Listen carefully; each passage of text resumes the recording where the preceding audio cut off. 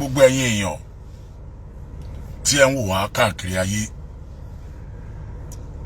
Number 1, àwọn èèyàn sọ pé Al-fulanny lórí ọ̀rọ̀ ta lọ́lọ́hun. Èmi kọ́ ni mo arrest ta lọ́lọ́hun o. Èmi kọ́ ni mo arrest ẹ o. Màá dẹ̀ máa sọ, màá tún sọ.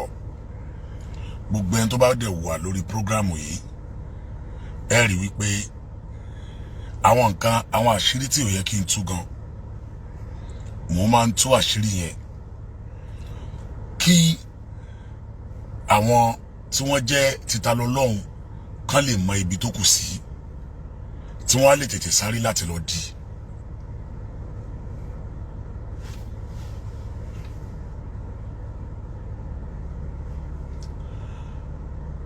Ẹjọ́ ẹ̀yin èèyàn tẹ́ wà lórí ètò tí ò bá rí bẹ́ẹ̀ jẹ́ kí n mọ̀ o. Tí kéèsì ní ìbá tún wà nílẹ̀ tí ò yẹ kí wọ́n gbọ́, màá tún wá sórí ètò bí màá tún wá sọ. Bẹ́ẹ̀ ẹni wẹ́jú lẹ́rù bá nǹkan báyìí kẹ́ ẹ̀ lè fi mọ̀ bẹ́ẹ̀ ṣe máa múra.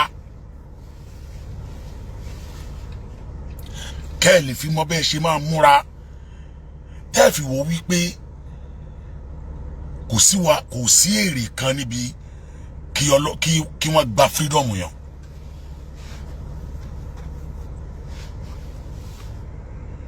Ẹni tó wà lọ́gbà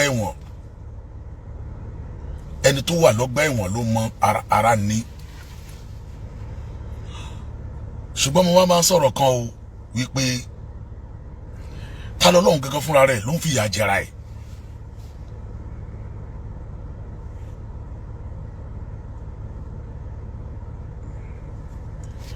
Ta lọ́lọ́hun gangan fúnra rẹ̀ ló ń fìyà jẹra ẹ̀. Ìdí tó dẹ̀ fi fìyà jẹra ẹ̀ ni wípé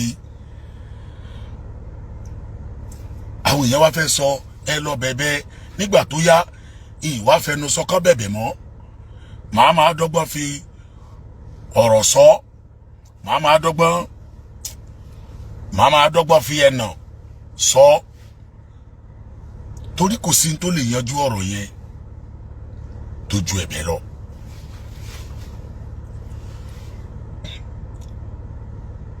Bọ́tẹ̀yìn èèyàn ẹ wá gbọ́ báyìí o.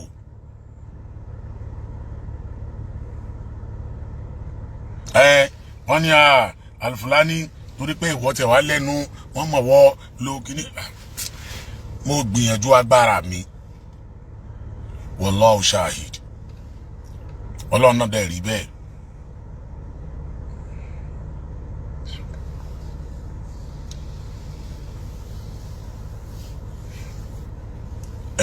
Ẹni tá ní kó ṣe tó ni tó lè wò làbúrò ṣe tó. À ń bọ̀ wá bí apology letter. Ẹjọ́ ta ló wá fẹ́ jẹ̀bi, torí ọ̀rọ̀ àwọn lọ́yà ò yíra wọn mọ́ báyìí o. Lọ́yà kan ní àwọn rẹ́dí àti bẹ̀bẹ̀ nínú àwọn lọ́yà ta lọ́lọ́hun. Lọ́yà kan sọ wípé àwọn ò bẹ̀bẹ̀, àwọn ń bẹ́jọ́ lọ.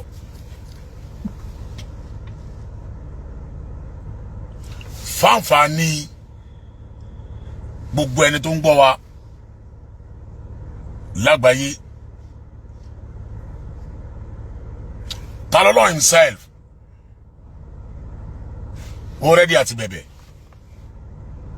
Ìyá ta lọ́lọ́hun wọ́n bẹ̀bẹ̀ on his behalf. Ẹbí ta lọ́lọ́hun wọ́n bẹ̀bẹ̀ on his behalf. Àwọn kọ̀ọ̀kan bẹ̀bẹ̀ on his behalf. Nínú àwọn lọ́yà kan àti ìyá ẹ̀dẹ̀ lọ bá ta lọ́lọ́hun. Ọlọ́ni òun rẹ́dì báyìí láti tẹ̀lé gbogbo ìlànà kóhun ní freedom tóhun. Lọ́yà kan sọ lórí program kan tá wò yí pé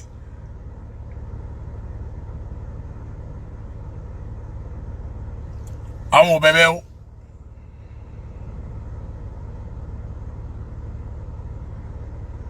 Àwọn ń bẹ́jọ́ lọ. Ta lọ́lọ́hun ti kọ lẹ́tà, apology letter.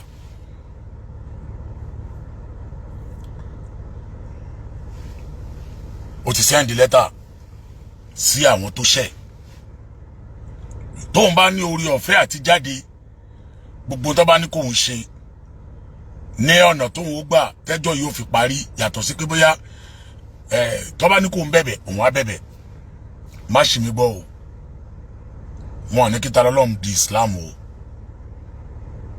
wọn àgbé ní condition pé gbọdọ̀ di mùsùlùmí o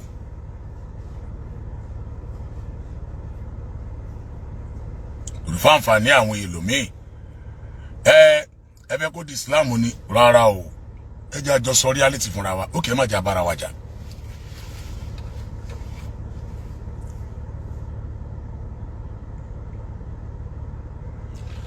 lọ́yà tí mo láǹfààní àti dárúkọ ẹ̀ lọ́yà olóbì nínú àwọn lọ́yà ẹ̀ ni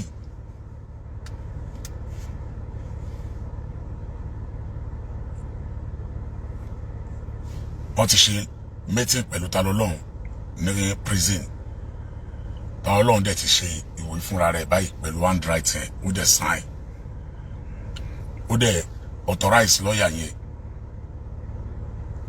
pé kọ́bà òun gbégbèsè lórí ẹ̀ kóun sáàfin rí ìtúsílẹ̀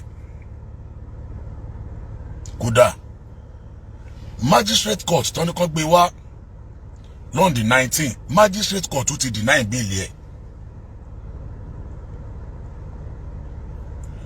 pé láyéláyé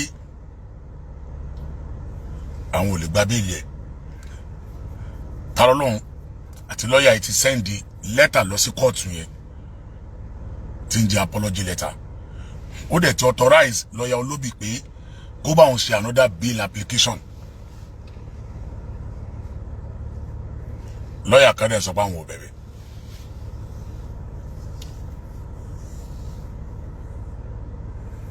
tí ò bá jáde kó nínú ọbẹ̀ yẹn kò lè ṣe fídíò wọn à lè allow kó ṣe fídíò nínú prison tó bá tiẹ̀ ṣe fídíò pé òun bẹ̀bẹ̀ o ilé ẹjọ́ ní gbogbo condition tí ilé ẹjọ́ á gbé nìyẹn but nínú prison tó wà yẹn o kò lè ṣe nǹkan kan bẹ̀ o wọ́n bá dẹ̀ gbé wá sí kóòtù lọ́ndì 19 tó bá ti sọ fáyé pé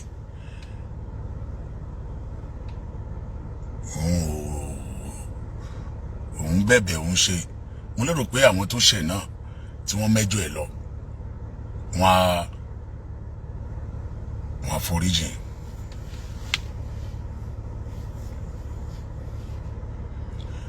nígbà tó wá já sí pé Talọ́lọ́hun fúnra rẹ̀ ló kọ lẹ́tà yìí ẹgbẹ̀rún lọ́yà ìbá wa máa pariwo lórí afẹ́fẹ́ páwọn ò bẹ̀bẹ̀ Talọ́lọ́hun fúnra rẹ̀ lẹ́tà rẹ̀ supersede gbogbo argument ẹni lọ́yà